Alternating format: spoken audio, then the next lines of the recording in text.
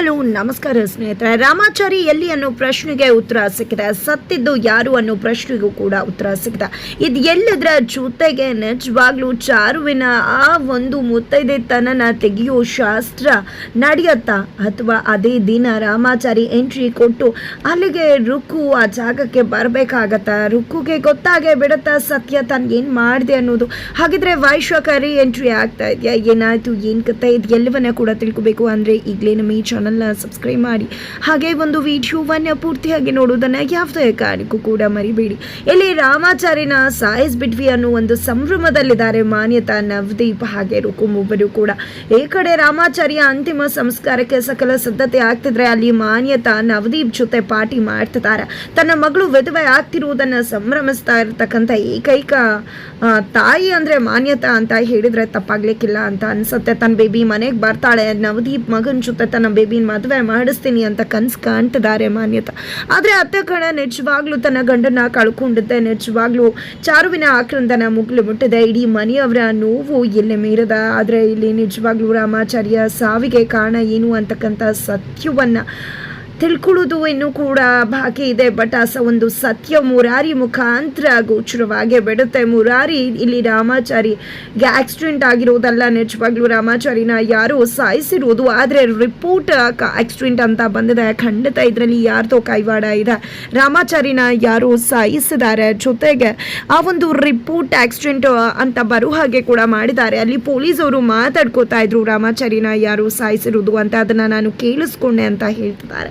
ಈ ಒಂದು ಮಾತನ್ನ ಕೇಳಿಸ್ಕೊಂಡಂತ ಚಾರು ನಿಜವಾಗ್ಲೂ ಕೆಂಡಾಮಂಡಲ ಆಗ್ಬಿಡ್ತಾಳೆ. ಒಂದು ನೋವಿನಲ್ಲೂ ಕೂಡ ತನ್ನ ರಾಮಾಚಾರಿಯನ್ನ ಕಳ್ಕೊಂಡಿದ್ರು ಕೂಡ ಆಕೆಗೆ ತನ್ನ ಅಮ್ಮನ ಮೇಲೆ ಸಿಟ್ಟು ಬರ್ತದೆ. ಯಾಕಂದ್ರೆ ತನ್ನ ಈ ಒಂದು ಪರಿಸ್ಥಿತಿಗೆ ತನ್ನ ರಾಮಾಚಾರಿ ತನ್ನಿಂದ ದೂರ ಆಗಿದ್ದಾನೆ ಅಂದ್ರೆ ಬೇರೆ ಯಾರು ಅದಕ್ಕೆ ಕಾರಣ ಅಲ್ಲ, ತನ್ನ ಅಮ್ಮ ಮತ್ತೆ ನವದೀಪ್ ಅಂತಕ್ಕಂಥ ಸತ್ಯ ಚಾರುಗೆ ತಿಳಿದು ಹೋಗುತ್ತೆ. ತಿಳಿದಿದ್ದೆ ತಡ ಅಲ್ಲಿಂದಾನೇ ಹೊರಟು ಅವ್ರ ಕಥೆಯನ್ನ ಮುಗಿಸ್ತೀನಿ ಅಂತ ಮುಂದಾದ್ರೆ ಬೇಡಮ್ಮ, ಶಾಸ್ತ್ರ ನಡೀಲಿ, ಆಮೇಲೆ ಕೂತು ಯೋಚನೆ ಮಾಡೋಣ ಅಂತ ಹೇಳಿ ಮಾವ ಹೇಳ್ತಾರೆ.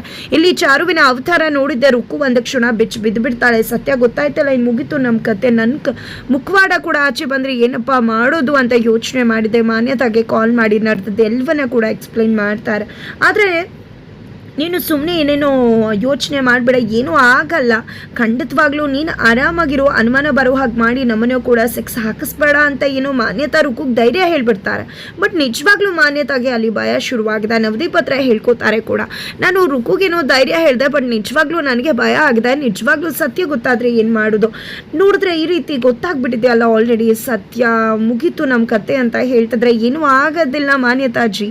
ನಾನು ರಿಪೋರ್ಟ್ ಕೊಡ್ಸಿದ್ದೀನಲ್ಲ ಆಕ್ಸಿಡೆಂಟ್ ಅಂತ, ಅದೆಲ್ಲಿ ಗೊತ್ತಾಗುತ್ತೆ ಅಂದಾಗ ಯಾಕೆ ಗೊತ್ತಾಗೋದಿಲ್ಲ? ಈಗ ನನ್ನ ಮಗಳಿಗೆ ಆ ಮುರಾರಿ ಸತ್ಯ ಹೇಳ್ಬಿಟ್ಟಿದ್ದಾನಲ್ಲ ಅಂತ ಮಾನ್ಯತವ್ರು ಹೇಳಿದ್ರೆ ನೋಡಿ, ಈಗ ರಾಮಾಚಾರಿ ಬದುಕಿಲ್ಲ, ರಾಮಾಚಾರಿ ಸತ್ತೋಗಿದ್ದಾನೆ. ಅವನು ಬಾಡಿ ಇದ್ರೆ ಟೆಸ್ಟ್ ಮಾಡ್ಬೋದು, ಏನಾಗಿದೆ ಎಂತಾಗಿದೆ, ರಿಪೋರ್ಟ್ ತಪ್ಪ ಸರಿನಾ ಅಂತ. ಮತ್ತೆ ಆದರೆ ಅವ್ರಿಗೆಲ್ಲ ಹುಡ್ಕೊಂಡು ಬರೋಷ್ಟರಲ್ಲಿ ಇಲ್ಲಿ ರಾಮಾಚಾರಿನೇ ಅಗ್ನಿಯಲ್ಲಿ ಲೀನ ಆಗೋಗಿರ್ತಾನೆ. ಇನ್ನು ರಾಮಾಚಾರಿ ದೇಹನೇ ಇಲ್ಲ ಅಂದಮೇಲೆ ಪೋಸ್ಟ್ ಮಾರ್ಟಮ್ ಮತ್ತೆ ಹೇಗೆ ಮಾಡೋಕ್ಕಾಗುತ್ತೆ? ಇದು ಇರೋ ರಿಪೋರ್ಟನ್ನೇ ಒಪ್ಕೋಬೇಕಾಗುತ್ತೆ.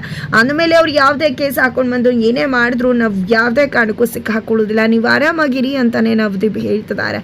ಈ ಕಡೆ ಏನೋ ಒಂದು ರೀತಿ ಮಾನ್ಯ ಹಾಗೆ ನೆಮ್ಮದಿ ಸಮಾಧಾನ ಆಗುತ್ತೆ ಅಂತಾನೆ ಹೇಳ್ಬೋದು. ಇಲ್ಲಿ ಕೊನೆಗೂ ರಾಮಾಚಾರ್ಯ ಒಂದು ಅಂತಿಮ ಸಂಸ್ಕಾರಕ್ಕೆ ತಮ್ಮ ಬರ್ತಾ ಇಲ್ಲ. ಕಿಟ್ಟಿ ಫೋನ್ ಸ್ವಿಚ್ ಆಫ್ ಬರ್ತದೆ, ಪುಣೆಗೇನೋ ಹೋಗಿರ್ಬೋದು ಅಂತ ರುಕ್ಕು ಅನ್ಕೋತಿದ್ದಾಳೆ.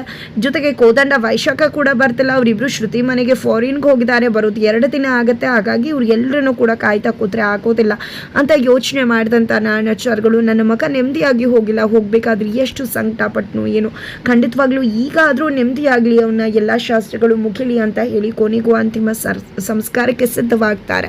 ಇಲ್ಲಿ ರಾಮಾಚಾರಿನ ಹೆಗ್ಲು ಕೊಟ್ಟು ಕರ್ಕೊಂಡು ಹೋಗ್ತಾ ಇದ್ರೆ ಜನಗಳು ಇಲ್ಲಿ ಚಾರು ನಾನು ಬರ್ತೀನಿ ಅಂತ ಹಠ ಮಾಡ್ತಿದ್ದಾರೆ. ಹೆಣ್ಮಕ್ಳು ಬರೋದು ಬೇಡ ಅಂತ ಹೇಳಿದ್ರು ಕೂಡ ರಾಮಾಚಾರ್ಯ ಜೊತೆ ನಾನು ಬರಲೇಬೇಕು ಅಂತ ಮಾವನ ಹತ್ರ ರಿಕ್ವೆಸ್ಟ್ ಮಾಡಿಕೊಂಡಾಗ ನಾರಾಯಣ ಶಾಸ್ತ್ರಿಗಳು ಕೂಡ ಒಪ್ಕೋತಾರೆ. ಕೊನೆಗೂ ಚಾರು, ಜಾನಕಿ ಅಮ್ಮ, ರುಕ್ಕು ಕೂಡ ರಾಮಾಚಾರ್ಯ ಒಂದು ಅಂತಿಮ ಸಂಸ್ಕಾರಕ್ಕೆ ಹೋಗಿದ್ದಾರೆ. ಕೊನೆಗೂ ರಾಮಾಚಾರ್ಯನ ಜೊತೆ ಮೇಲೆ ಮಲಗಿಸಲಾಗುತ್ತೆ. ಎಲ್ಲ ರೀತಿ ಶಾಸ್ತ್ರಗಳನ್ನು ಮಾಡ್ತಿದ್ದಾರೆ. ಕೊನೆಗೂ ಇಲ್ಲಿ ಚಾರು ತನ್ನ ಗಂಡನಿಗೆ ಬೆರಣಿ ಇಡಬೇಕಾದ್ರೆ ನಿಜವಾಗ್ಲೂ ಎಷ್ಟು ಕಣ್ಣೀರು ಹಾಕ್ತಿದ್ದಾಳೆ. ಆದರೆ ಇಲ್ಲಿ ರುಕ್ಕು ಅಂತೂ ಅಯ್ಯೋ ಬಾವ ನೀವು ನನ್ನ ಮತ್ತೆ ಕಿಟ್ಟಿನ ಒಂದು ಮಾಡಿದ್ರಿ, ಬಟ್ ಏನು ಮಾಡೋದು, ಚಾರು ನನಗೆ ಮಾಡಿರೋ ಅನ್ಯಾಯಕ್ಕೆ ನಿಮ್ಮ ಕಥೆಯನ್ನು ಮುಗಿಸ್ಲೇಬೇಕಾಯ್ತು ಅಂತ ಹೇಳಿ ಸಂಭ್ರಮಿಸ್ತಿದ್ದಾಳೆ ಆ ಕ್ಷಣವನ್ನು ಕೂಡ.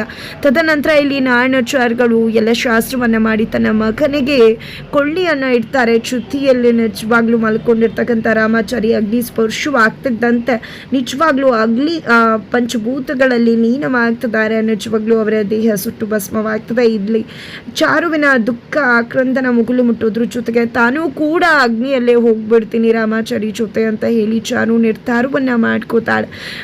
ಬಟ್ ಮನೆಯವರು ಎಲ್ಲರೂ ಕೂಡ ಚಾರುಳನ್ನು ತಡೀತಾರೆ. ತದನಂತರ ರುಕ್ಕು ಮಾನ್ಯತಾ ಬಳಿಗೆ ಹೋಗಿದ್ದಾರೆ. ಮಾನ್ಯತಾ ಬಳಿಗೆ ಹೋಗಿದ್ದೆ ಅಲ್ಲಿ ನಡೆದಿದ್ದು ಎಲ್ಲವನ್ನ ಕೂಡ ತುಂಬ ಖುಷಿಯಿಂದ ಹೇಳ್ತಾರೆ.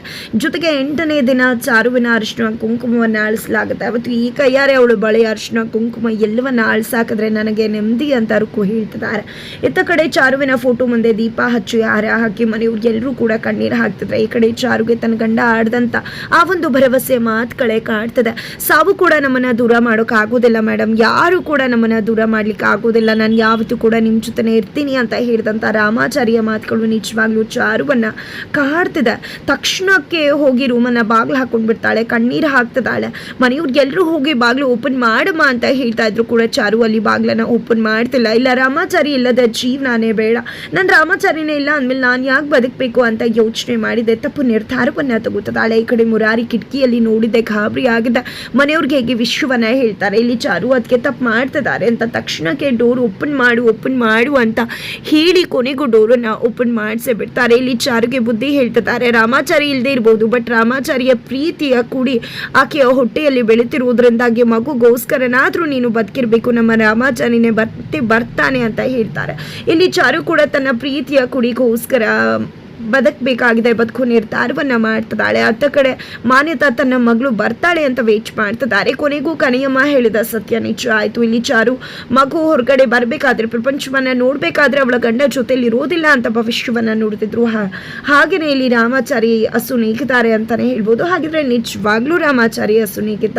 ಖಂಡಿತ ಇಲ್ಲ ಕಣಿ, ರಾಮಾಚಾರಿ ಎಲ್ಲ ಹಸು ನೀಗಿದ್ದು. ನಿಜವಾಗ್ಲೂ ಹಸು ನೀಗಿರೋದು ಕಿಟ್ಟಿ. ಯಾಕಂದ್ರೆ ಅವತ್ತು ಫ್ಯಾಕ್ಟ್ರಿಯಿಂದ ಹೋಗ್ಬೇಕಿದ್ರೆ ನವದೀಪ್ ಗುಂಡನ್ನು ಆರಿಸಿದ್ರು ರಾಮಾಚಾರಿಯ ಮೇಲೆ. ಆ ಗುಂಡು ಕಿಟ್ಟಿ ಬಾಡಿಲಿ ಇರಲಿಲ್ಲ. ಜೊತೆಗೆ ರಾಮಾಚಾರಿ ಹೊರಗಡೆ ಹೋಗಿದ್ದು, ಬಟ್ ಆ ರೌಡಿಗಳು ಕಿಟ್ಟಿಯನ್ನ ಫ್ಯಾಕ್ಟ್ರಿ ಒಳಗಡೆ ಬರಬೇಕಿದ್ರೆ ಲಾಕ್ ಮಾಡಿದ್ದು. ಇದೆಲ್ಲವನ್ನ ಕೂಡ ನೋಡಿದ್ರೆ ಗೊತ್ತಾಗುತ್ತೆ. ಜೊತೆಗೆ ಕಿಟ್ಟಿಯ ಬಾಯಿಗೆ ಬಟ್ಟೆಯನ್ನ ಹಾಕಿದ್ರು, ಮಾತಾಡಬಾರ್ದು ಅಂತ. ರುಕ್ಕುನ ನೋಡಿ ಅವರು ಶಾಕ್ ಆದ್ರು. ಇದೆಲ್ಲವನ್ನ ನೋಡಿದ್ರೆ ಕ್ಲಿಯರ್ ಆಗಿ ಅರ್ಥ ಆಗುತ್ತೆ, ಆ ಜಾಗದಲ್ಲಿ ರುಕ್ಕು ಸಾಯಿಸಿದ್ದು ರಾಮಾಚಾರಿ ಅಲ್ಲ, ಅವಳ ಪ್ರೀತಿಯ ಪತಿ ಕಿಟ್ಟಿಯನ್ನ ಅಂತಕ್ಕಂಥದ್ದು. ಇವತ್ತು ಕಿಟ್ಟಿ ತನ್ನ ಅಣ್ಣನಿಗೋಸ್ಕರ ಪ್ರಾಣ ತ್ಯಾಗವನ್ನು ಮಾಡಿದ್ದಾರೆ. ಆದರೆ ಎಲ್ಲರೂ ಕೂಡ ಅದನ್ನ ರಾಮಾಚಾರಿ ಅಂತ ಅನ್ಕೊಂಡಿದ್ದಾರೆ. ಹಾಗಿದ್ರೆ ರಾಮಾಚಾರಿಯಲ್ಲಿ ಖಂಡಿತ ರಾಮಾಚಾರಿಗೆ ಗುಂಡೇಟ್ ಬಿದ್ದಿರುವುದರಿಂದ ಅವರು ಹಾಸ್ಪಿಟಲ್ ಇದ್ದಾರೆ, ಅವ್ರಿಗೆ ಪ್ರಜ್ಞೆ ಇಲ್ಲ, ಟ್ರೀಟ್ಮೆಂಟ್ ನಡೀತಾ ಇದೆ.